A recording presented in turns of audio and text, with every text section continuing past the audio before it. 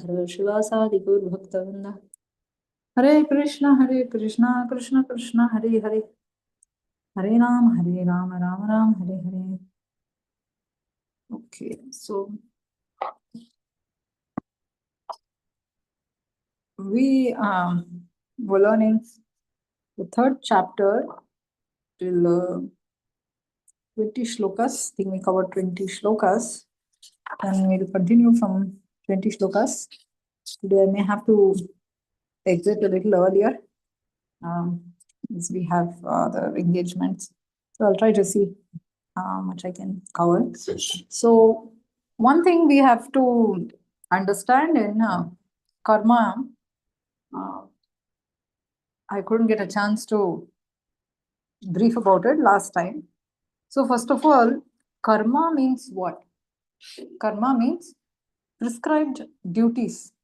The duties that have been prescribed in the scriptures. And there is vikarma. Vikarma means those activities which are not prescribed by the scriptures. In fact, those are the activities which go against the rules or regulations in the scriptures. So that means which is sinful. Karma means it is not sinful, it is authorized. Then there is akarma, means those activities which don't give us any karma, neither bad nor good karma. So which is very good. Actually, that is the best form of karma, because they are not done for the one's own selfish personal enjoyment sake, but it is done for the pleasure of the Lord, or it is done in a detached manner, or whatever. Then so right now in Kali Yuga, mostly people are engaged in vikarma, because not everyone follows or even cares to follow what the Lord prescribes for all of us through scriptures. So therefore they are doing vikarma. So those who are actually trying to follow karma or trying to follow what is prescribed in Shastra, that itself is glorious, especially in Kali Yuga. So surely we are not discounting those who are trying to follow karma, which is prescribed duty. And of course, karma also has another meaning, which means in the general context, when people say, oh, this is my karma, this is my bad karma, so they're also referring to the reactions, what actions have produced. So every action, kaya, vacha, manasa, either we do it through body, mind and words. So at least in Kali Yuga, we have been given a concession that the karma done through the mind won't be taken into account, because it's very difficult for Kali Yuga people to have a pure mind. So at least, even if we get bad thoughts, we should not work on it. But if we don't curb those bad thoughts, that may lead into bad actions or words. So anyway, so that is another meaning of karma. So therefore now, so first thing is karma kanda. That is actually the first step in the ladder of yoga. That means these are generally those people, they are generally materialistic. So usually the Vedic materialistic people in the previous ages, or even in the current age, where we can see there are some pious people. They go to temples, they do pious rituals and things like that, but it is only for their own personal sense enjoyment, nothing more than that. So nowadays people are just worried about current sense enjoyment, because they don't have much faith or idea about good life after this life. But previously, in a Vedic culture, people were more worried about next life, because this life karma is already set, at least most of it. So at least by doing pious karma, they wanted to aim for a better next life. So anyway, that is all lost and gone in this age. So this is the first step in the ladder of yoga. That means it is called as karma kanda. Karma kanda means um, it refers to the process where people uh, perform karma according to Shastra or some ritualistic activities for their own personal enjoyment. Then, next step is karma yoga. So these are pious people again. Now they cannot, okay, altogether give up the sense enjoyment, but they are still more superior to the karmakandiya people, because now they have come to the Lord. The difference is that here in karma yoga, one may perform karma he's with material desires, but he at least offers the results or a portion of it at least to the Lord. Results of his activities. That means, someone may be going for work and earning money, but at least they're giving some amount, a portion of it to the temple or its activities or things like that. So that is karma yoga also. So, and better than that, and of course the topmost is buddhi yoga, wherein one is not even attached to the good or bad result, or whatever be the result, he's indifferent to it, but he's only performing that for the sake of the Lord. Here, that means he's using his intelligence to satisfy the Lord through his activities.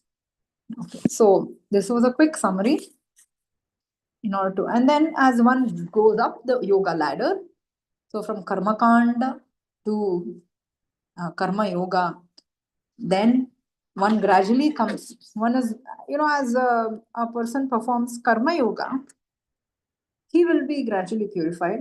Even the karma kandiya people also, they may be gradually purified, but they may also be caught in that cycle. Definitely better than vikarmis who don't care about the whole system the Lord has set up. So from now karma kanda to karma yoga, then one who is sufficiently purified, that means whose material desires have really subsided, now that person takes to gnana yoga. Because one who is too much into rajoguna, he's only worried about, how he'll be very active, he'll be doing so many different activities, and because he wants enjoyment, he wants to get some profit out of his work. But then one who has come to sattva he is now more interested. He's actually come to platform of knowledge. He is very inquisitive. He wants to know. He wants to study Shastra, all that. So that is a very big step and very big progress in one's development. So we may see this even among the devotees. So because this is universal, this holds good for throughout the universe, because that is the evolution of one's consciousness. So from karma yoga to gnana yoga, then one may take to, now gnana yoga is more theoretical. He is learning knowledge. It may be speculative knowledge or whatever, or even through guru and shastra. Then one may take to dhyana yoga. This is more practical. He's he may do perform ashtanga yoga, things like that. That means he does various asanas, and then he focuses his mind on the Paramatma in his heart and all this. Then finally, from Dhyana Yoga, one goes to Bhakti Yoga. Now, Bhakti Yoga is the topmost of all yogas. So this is actually the conclusion of Bhagavad Gita, but not everyone who reads Bhagavad Gita will come to this conclusion, because easy to understand unless we come through Acharya Guru Parampara. And also, it's not necessary that one has to go through all these stages to come to Bhakti Yoga. That is actually the most important point. This was the case generally in the previous yogas, because they had they had so much time. People would live for thousands of years. Even earlier yogas, hundreds, thousands of years, or 10,000s of years. So they could afford it. But people in Kali Yuga, no chance. Therefore, for people in Kali Yuga, the one and only process that is recommended is Bhakti Yoga. Right from the very beginning, that's why Krishna is talking about Buddhi Yoga. Buddhi Yoga is also another, way of connecting, or another form of Bhakti Yoga. It is Bhakti Yoga, because both, through karma and jnana, you are engaged in the service of the Lord. All right. So this was a quick introduction. This is called the yoga ladder. So from any of these stages, one can actually go to Bhakti Yoga. So, and why is Bhakti Yoga the topmost? Because, as the Lord himself clarifies later, it is only through Bhakti Yoga one can understand and finally reach the Lord, or reach the abode of the Lord. Bhaktyamam abhijanati yavan yaschasmi tatvatah. There is no other way. So whether we do it directly or we gradually elevate to that stage, it is both to our benefit. And of course, it is not that one who takes to Bhakti Yoga from day one, he'll become immediately elevated. Theoretically, he can, because Bhakti Yoga is so potent and is the most sublime, but he has his own impurities and anarthas, so it may take some time. So therefore, there is a distinction done, whereas one who is practicing, he's called sadhaka. So that is sadhana bhakti. And then one who has come to the mature stage of bhakti, the final stage of bhakti, that is sadhya bhakti, or the bhakti which is the goal, or prema bhakti. Okay, so now continuing with the third chapter. Now Krishna was talking here about how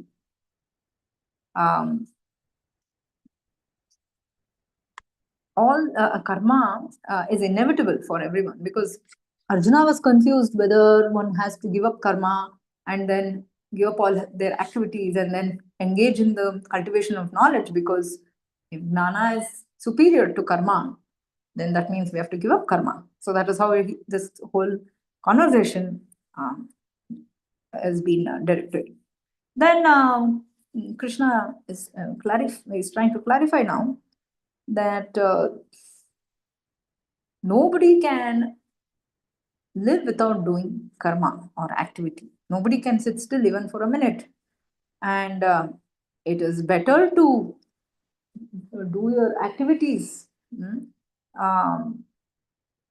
with in a detached manner,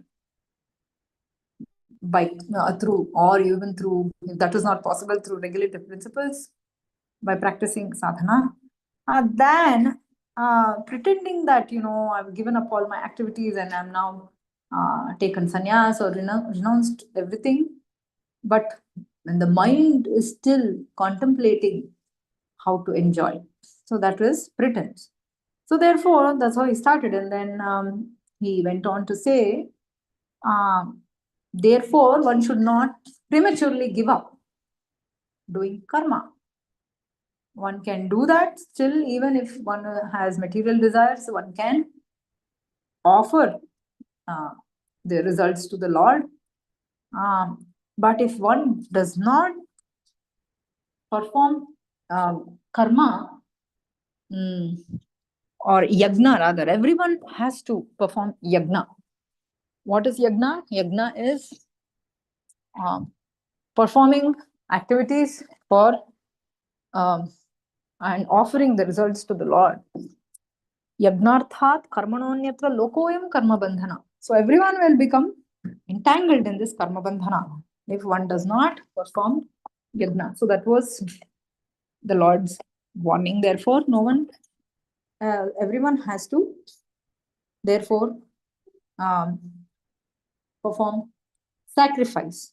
Sacrifice to whom? Sacrifice to Lord Vishnu, because he is the origin and he is the beneficiary and the enjoyer of all sacrifices. And now, so Krishna also spoke about how by production of grains, the grains that are produced actually should be offered to the Lord. And how was these grains produced? Because of the rain. And how did they get rain? By again sacrifice to the Lord. So this is a cycle of life that Krishna speaks about, and therefore no one should stop this following this cycle of life. And therefore he says, what to speak of ordinary people, even self-realized person also will continue working, because he is not in need of anything. A self-realized person, he is completely satisfied in his spiritual life, but still to set an example to the society, he will also work. Then what to speak of such self-realized souls who set example to the common man? Even Krishna himself, God himself, when he comes down to this world, he also has to set standards. Therefore, he also works according to the scripture. Otherwise, others will also be misled, because generally people tend to imitate or follow the leaders of the society. And the leaders of the society, especially the Lord himself, does not act properly according to the scriptures, then the whole world will be doomed. But he also describes how one who is already a self-realized person, how should he relate to or interact with the ignorant people of this world? There is no point in telling these ignorant people, oh, you should stop working and you should surrender to the Lord. They will not listen anyway. So what should we do then? So he's saying, let them continue working because they are very attached to their fruitive results. So what this knowledgeable men can do is they should engage them in work and then encourage them to offer the results to the Lord by their words and example. So then they'll be benefited. Finally, Arjuna is therefore advised to fight with devotion for Krishna. Just a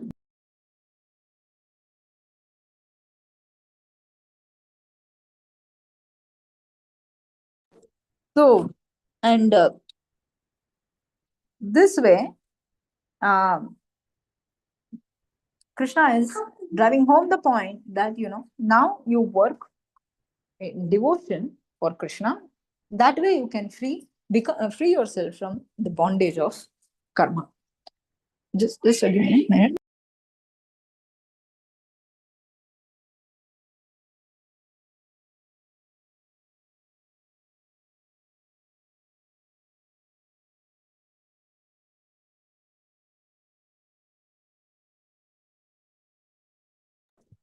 Okay, so next is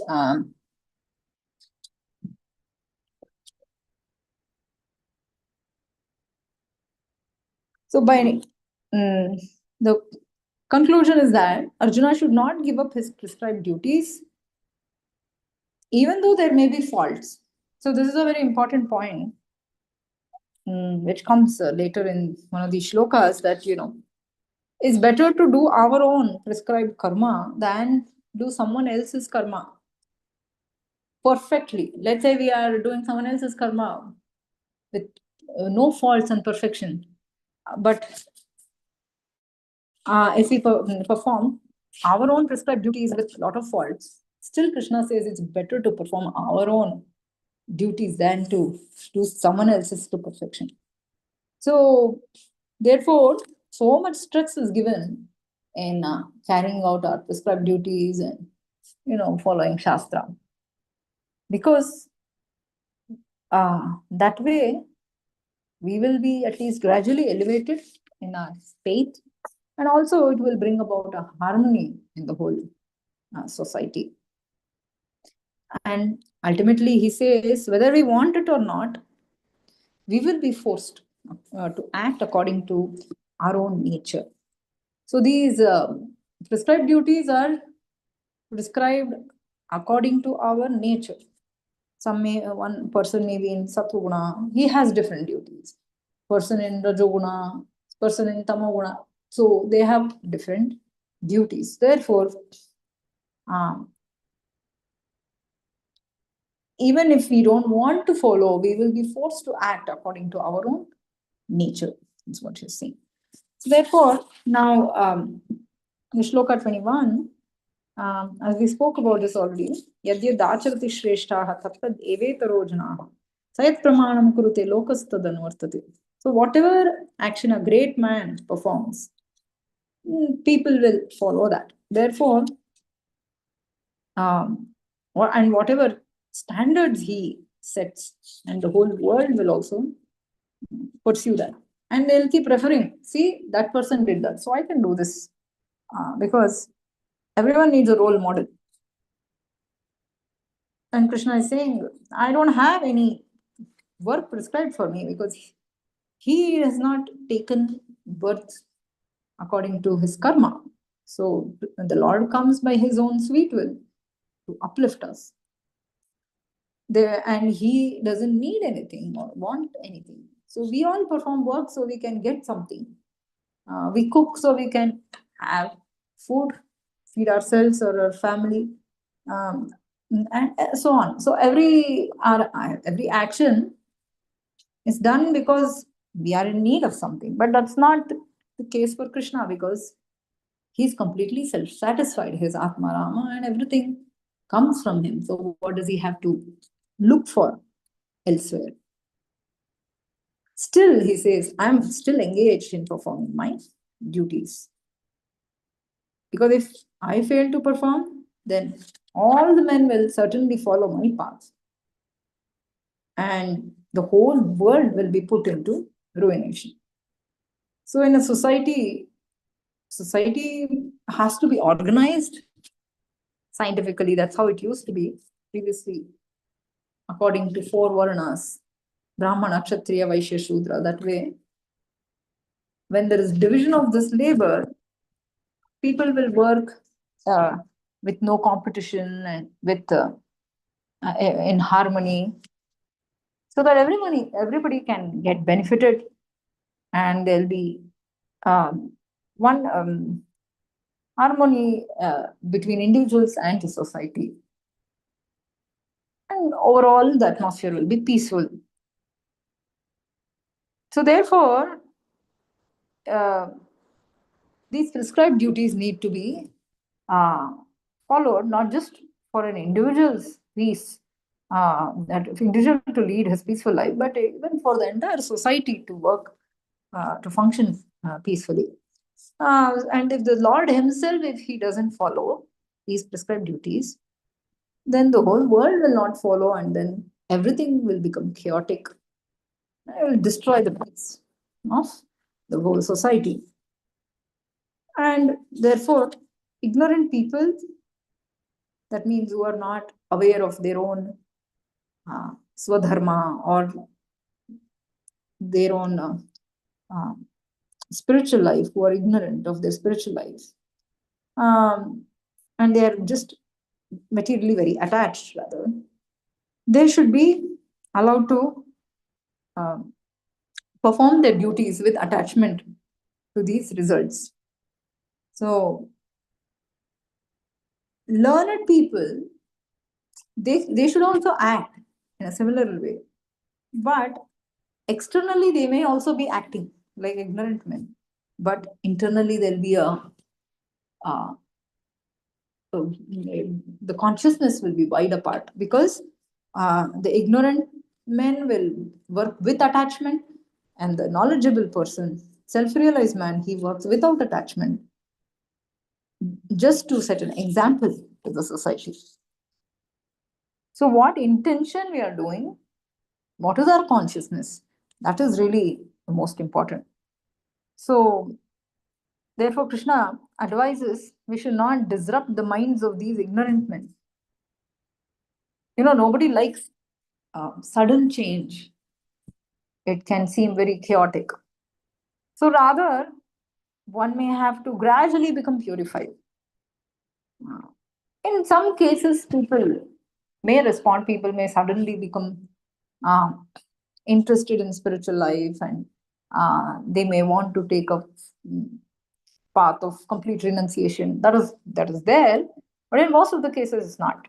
Therefore, the Supreme Lord is very kind, and He is compassionate to all living beings. Therefore, this whole system of Vedic Dharma was all encompassing, all inclusive. It was not limited to any particular community or race or whatever. Therefore, he's saying these ignorant men, let them continue to perform their duties, being attached to the fruitive results. But instead of asking them to stop their activities altogether, the intelligent person or the self-realized person, the guru, should um, engage them in all sorts of activities and help them, dovetail, as Srila Prabhupada would famously say, dovetail that to Krishna bhakti, or do the same activity, but work with devotion, with the spirit of devotion, or work for Lord's pleasure, or give the results of your work for the Lord. So now, although Krishna is saying all this, but philosophically speaking, we are really not the doer. And that point will be emphasized many times later on. Now he's saying a very important point, very famous shloka. Prakriteः क्रियमाणानि गुणैः कर्माणि सर्वशः अहंकारविमूढात्मा कर्ताहमिति मन्यते. So actually, the spirit soul, he's sitting inside this body. It is only because of the influence of his false ego, he thinks that, oh, I'm doing all these activities. Actually, he is not even doing, because spirit soul has got nothing to do with this material body. He's just sitting in the material body, and the body seems to be doing these activities. But who is then influencing this body to carry out? So it's like a very typical example is given, just like in a car, a person is sitting in the car, like a passenger, and there is a driver. So if the passenger is thinking, I'm this car, because the passenger may be the owner of the car. Let's say the car meets with an accident. The owner, he feels so much pain, as if his own body is affected, as if he has been affected personally. No, it is just his car. And he only desires to go somewhere, and the car is taking him there.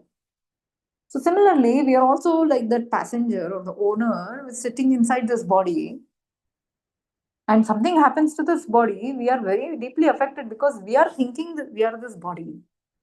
That is only because of ignorance. And then someone has to drive the car. Someone has to drive our body. So the person, the passenger, he has no access to driving the car. He's simply sitting and watching what the car is doing, where is it going, turning here, there. He can only desire, oh, I want to go here. Similarly, the individual Atma is sitting inside the heart.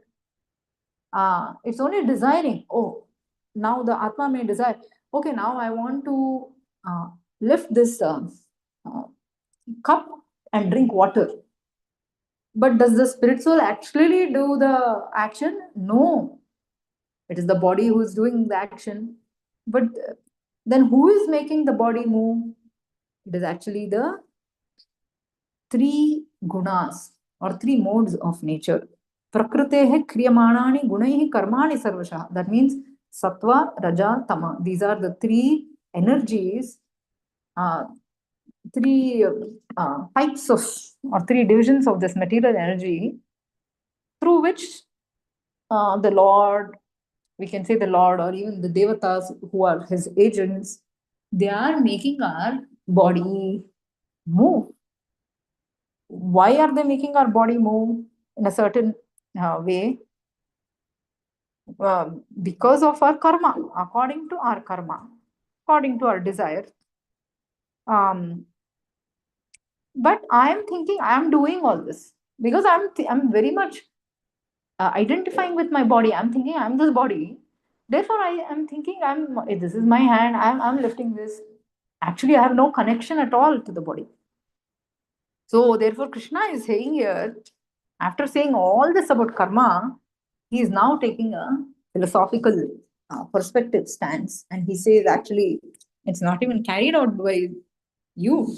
It is being carried out by sattva, raja, tama, guna, whichever is dominant in that person, that guna will be acting. And therefore, one who is in knowledge, so an ignorant person thinks, okay, I myself am doing all these activities. Then how does a knowledgeable person think? Now, knowledgeable person, he knows. What does he know? Tattva vittumaha baho gunakarma vibhagayo guna guneshu vartanta iti matvana sajjate. Now he knows this that he himself is a spirit soul, and he knows well that these senses are engaged in sense gratification, and therefore what he never engages the senses in sense gratification. He'll remain aloof. So that's what it says here. Because he knows the difference between work in devotion and work for fruitive results. Guna, karma, vibhagayoho. So he knows which is really work in devotion and which is really working or engaging in sense enjoyment. But for an ignorant person, he is completely unaware. Whatever he does is only for his own sense enjoyment. And therefore, now a knowledgeable person, what does he do? He will not engage or indulge in sense enjoyment. Because he knows, because every act of sense engagement, it's being carried out by these gunas, sattva, rajatama guna. But if we try to identify ourselves with the body, then we'll want to act, then we'll want to engage more in such sense gratification. Then what happens? We will be bound more. Then we will become attached to this body and to these senses and to this sense enjoyment. And प्रकृतेर गुणसमूढाः सज्जन्ते गुणकर्मसु तान् अकृत्स्न विदो मन्दान् कृत्स्नविन्न विचालयेत्. So, but what do the ignorant people do? they are completely bewildered by the sattva, rajat, tamaguna, and they have no idea that it is actually being carried out by the sattva, rajat, tamaguna. It's like a puppet, really like a puppet show. We are all puppets in the hands of destiny, you can say, or the Supreme Lord, or the devatas who are carrying all these activities on behalf of the Supreme Lord. So we don't have much of control there. Engage themselves. So the ignorant, they will fully engage themselves in these material activities, and therefore they become attached.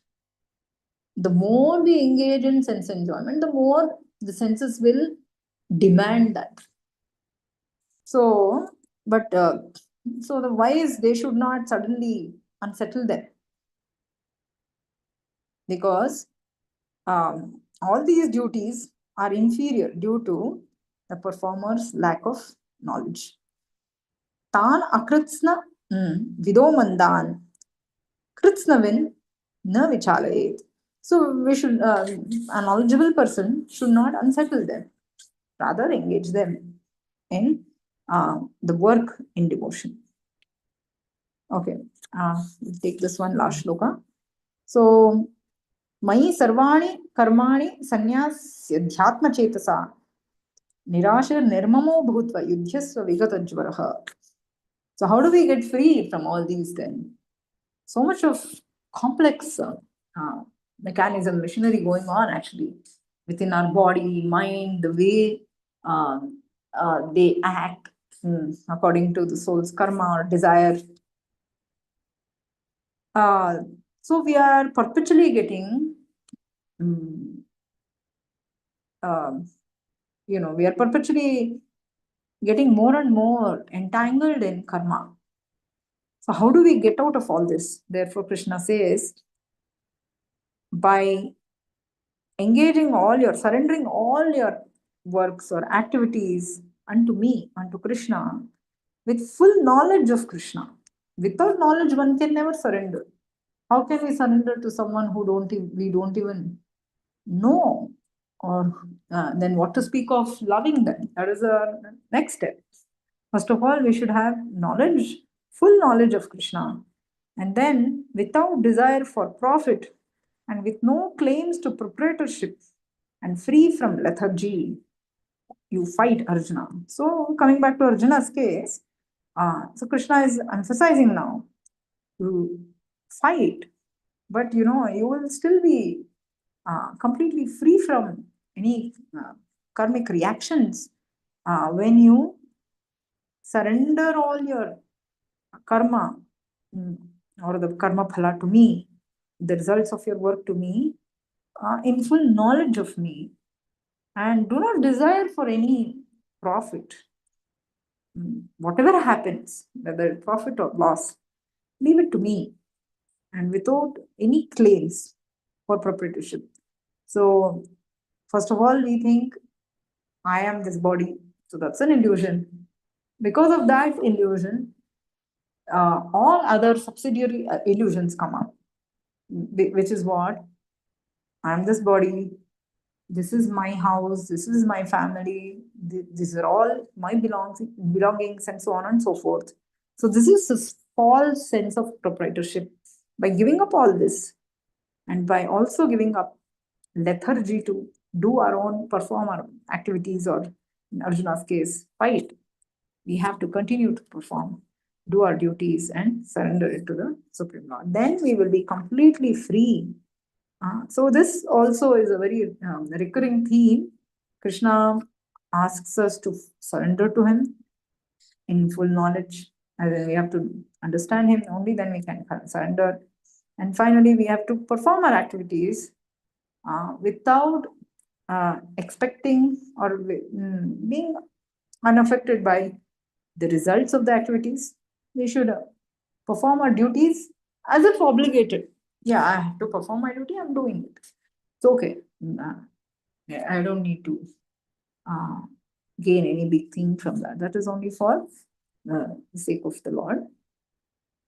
And finally, there should be no sense of proprietorship. We should understand that, nothing belongs to us, everything belongs to the Supreme Lord, then how can we claim that even our own body doesn't belong to us? It belongs to Guru and Krishna. So therefore, we can only engage this body for their service. So this is what Krishna speaks throughout Bhagavad Gita. Therefore, we should never give up our duties and continue to work for the pleasure of the Lord. So this is the sum and substance of Bhagavad Gita and third chapter so far. So we'll continue in the next class. So